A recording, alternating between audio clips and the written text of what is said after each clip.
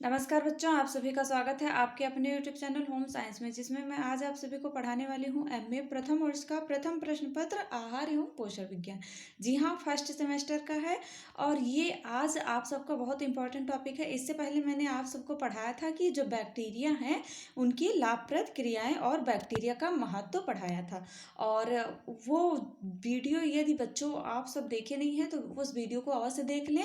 वो वीडियो का डिस्क्रिप्शन में मैंने लिंक दे रखा है, वहाँ से आप जा कर के देख सकते हैं। और अभी तक जिन बच्चों ने चैनल को सब्सक्राइब नहीं किया, सब्सक्राइब कर लें और वीडियो को शेयर अवश्य करें। जैसा कि देख पा रहे हैं, आज हम लोग अणुजीव के बारे में जानेंगे और अणुजीव के बारे में जानेंगे। इसके उपरांत हम लोग 12 ऐसे महत्वपूर्ण प्रश्न करने वाले हैं जो बहुत ही इम्पोर्टेंट प्रश्न हैं आप सबके सिलेबस में। और बैक्टीरिया से संबंधित अणुजीव के संबंधित अर्थात आपका जो टॉपिक है विभिन्न अणुजीव व भोजन का क्षय, आपका ये लेसन है। और उसी से संबंधित आप सबका जो प्रश्न है, ये 12 प्रश्न मैं लास्ट में जो बहुविकल्पीय कराने वाली हूँ बहुत ही इंपॉर्टेंट है। इसमें से 2 प्रश्न तो ऐसे हैं जो नेट जेआरएफ में भी पूछा गया था, नेट के पेपर में भी पूछा गया था। इसलिए बच्चों पूरा वीडियो देखना। जैसा कि देख पा रहे हैं स्क्रीन पर, क्या है आज हमारा अणुजीव। जी हाँ, क्या होता है अणुजीव जो होता है, मैक्रो ऑर्गेनिज्म जो होता है, उसके बारे में जानते हैं। जिन जीवित वस्तुओं को केवल सूक्ष्मदर्शक यंत्रों द्वारा देखा जा सकता है वे अणुजीवी कहलाते हैं। जिन्हें हम सूक्ष्मदर्शी द्वारा देख सकते हैं वही हमारे क्या कहलाते हैं, अणुजीव कहलाते हैं। उसके बाद देखते हैं क्या है, अणुजीव पृथ्वी की ऊपरी परत पे पाए जाते हैं। जो अणुजीव होते हैं, यदि प्रश्न बनता है आप सबके पेपर में कि अणुजीव कहाँ पाए जाते हैं, तो पृथ्वी की ऊपरी सतह पर पाए जाते हैं, अर्थात ऊपरी परत पर पाए जाते हैं। इसके साथ साथ यह वायु में तथा पृथ्वी की ऊपरी परत में पाए जाने वाले जल। अभी तक जिन बच्चों ने चैनल को सब्सक्राइब नहीं किया है, सब्सक्राइब कर लें और वीडियो को अवश्य शेयर कर दें, जिससे और भी बच्चे लाइव हुआ करें। क्योंकि आप सब लाइव नहीं आते हो, मुझे अच्छा नहीं लगता है, मेरा मन नहीं करता कि आप सबके लिए मैं लाइव क्लास लूँ। तो आप सबसे रिक्वेस्ट है कि अधिक से अधिक शेयर करें, जिससे आपका ऐसे ही रोजाना लाइव क्लास चलता रहे। ओके। क्या है, अणुजीव जो होते हैं ऊपरी परत पर पाए जाते हैं पृथ्वी की, और इसके साथ साथ यह वायु में भी तथा पृथ्वी की ऊपरी परत में भी पाए जाने वाले जल और तालाब, कुओं तथा भोज्य पदार्थ हैं, सड़े गले कार्बनिक पदार्थ त्वचा में, मानव तथा पशुओं की आंतों में भी असंख्य मात्रा में उपस्थित होते हैं। कौन उपस्थित होते हैं, हमारा अणुजीव उपस्थित होता है।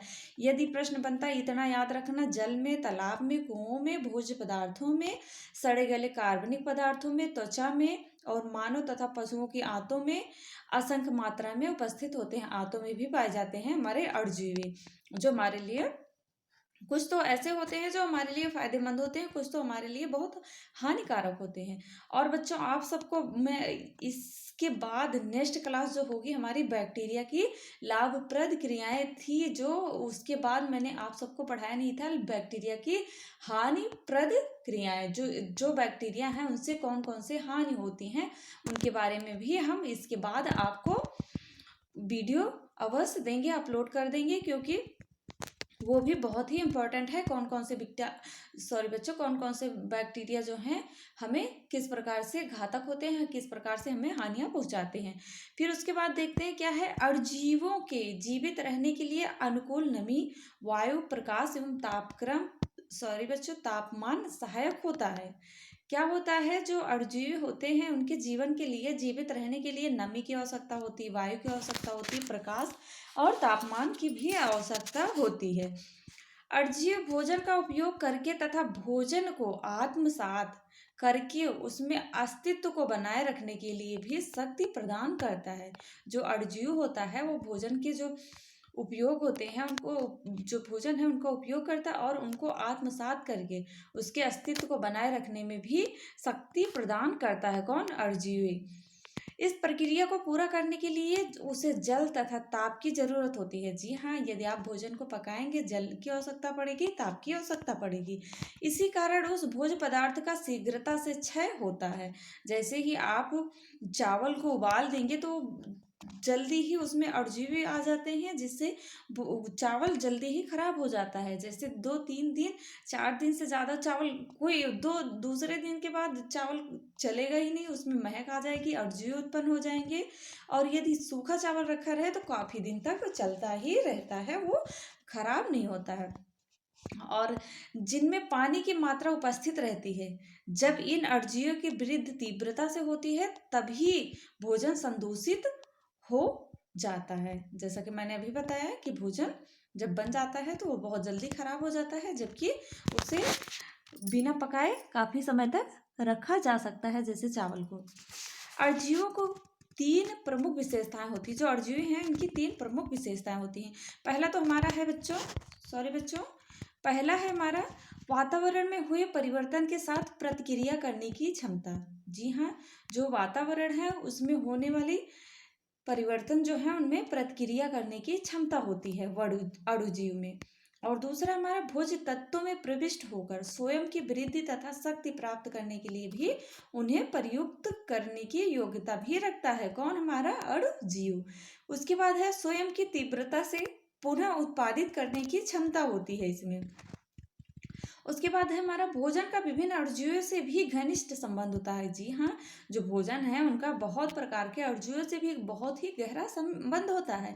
ये अणुजीव भोजन में पोषक जो होते हैं उनके महत्व को बढ़ाने, कम करने, साथ में उनके पूर्ण रूप से नष्ट करने तथा उनका अपना हानिकारक प्रभाव उन पर छोड़ने में भी महत्वपूर्ण भूमिका निभाते हैं।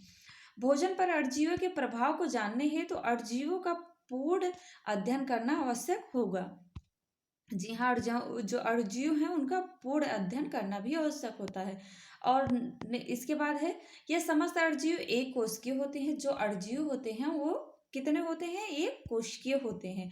भोजन व अन्य पदार्थों पर निर्भर रहने तथा उन्हें लाभ पहुंचाने की दृष्टि से अणुजीवों के निम्नलिखित वर्ग होते हैं। ये अणुजीवों के वर्ग हैं। एक है हमारा मृतोपजीवी अणुजीव, दूसरा हमारा परजीवी अणुजीव, जीवाणु होता है, परजीवी जीवाणु होता है और सहजीवी जीवाणु होता है। चौथा हमारा आत्मपोषी जीवाणु होता है और पहला जैसे मृतोपजीवी जीवाणु।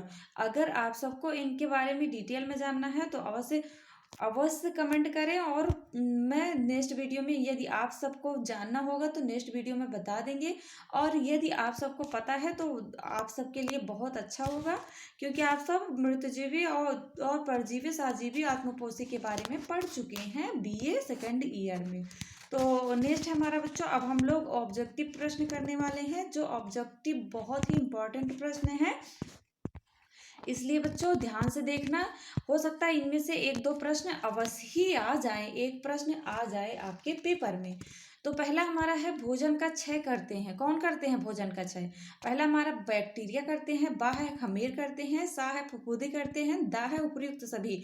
तो आप सबका आंसर क्या होगा? उपयुक्त सभी। जी हाँ, भोजन को नष्ट सभी करते हैं। फफूंदी लग जाती है यदि अचार रखा गया है, या कोई जैसे कुछ आपके यहाँ जैसे हलवा बना के रखे हैं, 2-3 दिन बीतता हुआ उसके ऊपर फफूंदी आ जाती है। और खमीर भी कई प्रकार, जैसे खटलोस, दाल अगर रखी गई है, तो दाल अगर खराब होगी तो उसमें अजीब से स्मेल आती है और उसमें खट्टापन आ जाता है। ऐसा क्यों होता है? उसमें खमीर बनने लगते हैं और बैक्टीरिया भी हानिकारक होता है, हमारे भोजन को नष्ट कर देता है। नेक्स्ट हमारा बच्चों, एंजाइम की क्रिया को निरोधित किया जा सकता है। किससे किया जा सकता है? फर्स्ट हमारा अधिक ताप पर गर्म करके, बा है हमारा प्रशीतन करके, सा है हमारा वायु का विलोपन करके, दा है उपयुक्त सभी। जी हाँ बच्चों, एंजाइम जो होता है उसकी क्रिया को निरोधित करने के लिए ये तीनों ही उपयुक्त होते हैं, इसलिए उपयुक्त सभी आंसर होगा। नेक्स्ट हमारा बच्चों, अणुजीवों के जीवन के लिए आवश्यक होता, क्या जीवों के लिए आवश्यक होता है? अनुकूल नमी, और बा है हमारा वायु, सा है हमारा कम प्रकाश, दा है उपयुक्त सभी। तो मैंने अभी जस्ट इससे पहले पढ़ाया आप सबको अणुजीव के बारे में, तो इतना तो याद होना चाहिए। इसका आंसर आप सब स्वयं दें और जल्दी कमेंट करें। चलो, आप सब कमेंट करने वाले नहीं हो, बहुत आलसी हो, इसलिए मैं खुद बता देती हूँ। इसका आंसर उपयुक्त सभी होगा, क्योंकि पहले बताया कि अणुजीव के लिए उपयुक्त नमी, वायु, कम प्रकाश की आवश्यकता होती है। नेक्स्ट हमारा बच्चों, अणुजीव की प्रमुख विशेषता क्या है? वातावरण में हुए परिवर्तन के साथ प्रतिक्रिया करने की क्षमता, जी हाँ। और भोज्य तत्वों में प्रविष्ट होकर स्वयं की वृद्धि की योग्यता, जी हाँ। स्वयं की तीव्रता से पुनः उत्पादित करने की क्षमता। तो आप सबका आंसर क्या होगा? सी। सॉरी बच्चों, सी नहीं होगा, डी होगा। जी हाँ, द होगा उपयुक्त सभी। ये तीनों ही इम्पोर्टेंट होते हैं अणुजीव के प्रमुख विशेषता में। ये भी अभी मैंने जस्ट पढ़ाया आपको। उसके बाद है अणुजीवों का वर्ग। जी हाँ, अणुजीवों का वर्ग। पहला हमारा है मृतोपजीवी अणु जीवाणु, और दूसरा है परजीवी जीवाणु, तीसरा हमारा सहजीवी जीवाणु, और चौथा है हमारा उपयुक्त सभी। तो अभी बताया मैंने कि मृतजीवी जीवाणु, परजीवी, सहजीवी और इन सभी जीवाणु के बारे में बताया। तो आपका आंसर क्या होगा? उपयुक्त सभी। और उसके बाद है वनस्पति जगत के समूह हैं। क्या है वनस्पति जगत के समूह? बैक्टीरिया, खमीर, फफूंद, उपयुक्त सभी। तो आप सबका आंसर क्या होगा? जल्दी कमेंट करें। जी हाँ, उपयुक्त सभी होगा। नेक्स्ट है बच्चों, नेक्स्ट है आपका बैक्टीरिया होते हैं। कैसे होते हैं बैक्टीरिया? एक कोशिकीय होते हैं, एक कोशिकीय जीव हैं, या द्विकोशिकीय जीव हैं, या बहुकोशिकीय जीव हैं, या उपयुक्त सभी। तो आंसर जल्दी कमेंट करिए।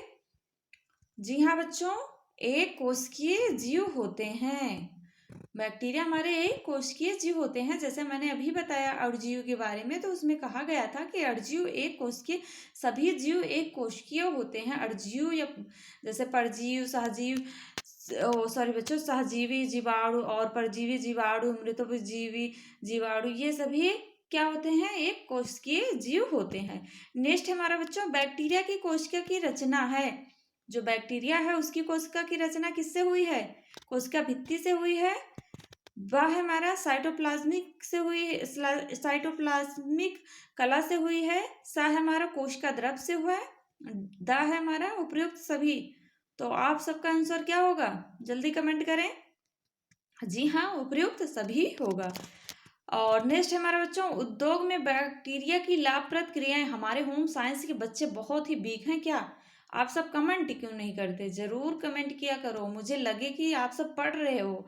ऐसा लगता है कि आप सब पढ़ नहीं रहे हो। मैं वीडियो बनाना बंद कर दूं क्या? आप सब पढ़ते नहीं हो। तो जैसा मैं पूछ रही हूँ तो आप सब जरूर कमेंट करें। मैं तो आंसर बता रही हूँ, पर अपना भी हाथ हिलाया करिए, जिससे याद भी होता जाए कि आपने ये प्रश्न का उत्तर ये बताया था। तो ऐसे आपको आपके माइंड में बहुत अच्छे से बैठ जाएगा और आपको याद भी हो जाएगा। तो आप सब कमेंट अवश्य किया करें। ओके, क्या है बैक्टीरिया की कोशिका की रचना? उपयुक्त सभी होगा। उद्योग में बैक्टीरिया की लाभप्रद क्रिया है। क्या है? डेयरी उद्योग, बा है सिरका का निर्माण, सा है चमड़ा उद्योग, दा है उपयुक्त सभी। तो किसमें बैक्टीरिया का उद्योग, जो बैक्टीरिया की लाभप्रद क्रियाएं किसमें है? उपयुक्त सभी में। सिरका का निर्माण मैंने इससे पहले कल के वीडियो में पढ़ाया था बैक्टीरिया की लाभप्रद क्रियाओं के बारे में। तो डेयरी दूध में जैसे खमीर, दूध में जब दही बनाना होता, खमीर और पनीर बनाना है तब भी उसमें बैक्टीरिया आते हैं, तभी पनीर बनाया जाता है। और सिरका में भी बैक्टीरिया उत्पन्न होते हैं, तभी सिरके का निर्माण होता है। और चमड़ा उद्योग में चमड़ा वैसे ही चमड़ा से नहीं बनाया जा सकता है। चमड़ा त्वचा के द्वारा, जो मृतजीवी जानवर होते हैं उनकी त्वचा से ऐसे ही चमड़ा नहीं बनाया जा सकता है। उसके लिए बैक्टीरिया होते हैं, जो जिन बैक्टीरिया के कारण ही चमड़ा उद्योग होता है। तो आंसर आप सबका क्या होगा? उपयुक्त सभी। नेक्स्ट है बच्चों बैक्टीरिया की हानिप्रद क्रिया है। क्या है हानिप्रद क्रिया? तो भूमि की उर्वरता कम करना और रोग उत्पन्न करना, भोज्य पदार्थों को नष्ट करना। जी हाँ, ये तीनों होंगे। क्योंकि जब बैक्टीरिया होते हैं, जो खतरनाक बैक्टीरिया होंगे, वो जो भूमि की उर्वरता है उसे कम कर देंगे, नष्ट कर देंगे, और भोज्य पदार्थों को भी नष्ट कर देते हैं, जिससे हमारे भोज्य पदार्थ दूषित हो जाते हैं। नेक्स्ट हमारा रोग भी उत्पन्न करते हैं। जी हाँ, जो आपको ट्यूबरक्लोसिस होता है, वो ट्यूबरक्लोसिस, हैजा आदि प्रकार के जो बैक्टीरिया से होने वाली बीमारियां हैं, ये सब रोग उत्पन्न करते हैं। कौन? बैक्टीरिया उत्पन्न करते हैं। इसके लिए हम लोग जस्ट इसके 15 मिनट बाद एक वीडियो आएगा जिसमें बैक्टीरिया की हानिप्रद क्रियाएं होंगी। उसके लिए आप सब अवश्य लाइव रहना। नेक्स्ट हमारा खमीर किस समूह के अंतर्गत आते हैं? जो खमीर होते हैं वो किस समूह के अंतर्गत आते हैं? फंजाई या एल्गी या थैलाफाइटा या टेरिडोफाइटा। तो आपका आंसर क्या होगा? टेरिडोफाइटा। तो आंसर क्या होगा? आ होगा। जी हाँ, फंजाई के द्वारा ही ये जो खमीर हैं वो किसके समूह में? फंजाई के समूह में आते हैं। खमीर की लाभप्रद क्रिया क्या होती है बच्चों? डबल रोटी बनाने में भी उपयोगी है। जी हाँ। अल्कोहल युक्त पेय पदार्थों में भी उपयोगी है। जी हाँ। और पोषक महत्व में भी उपयोगी है। तो इसलिए आपका आंसर क्या होगा? उपयुक्त सभी। तो आशा करती हूँ आप सबको वीडियो बहुत अच्छा लगा होगा और वीडियो को ज़रूर शेयर किया करें। और जिन्होंने भी बैक्टीरिया की लाभप्रद क्रियाएं नहीं देखा है वो डिस्क्रिप्शन में जाकर देख लें। और जस्ट इसके 15 मिनट बाद आप सब लाइव रहना। इसके बाद 15 मिनट बाद बैक्टीरिया की हानिप्रद क्रियाओं का वीडियो आ रहा है। मिलते हैं नेक्स्ट वीडियो में, तब तक के लिए जय माता रानी।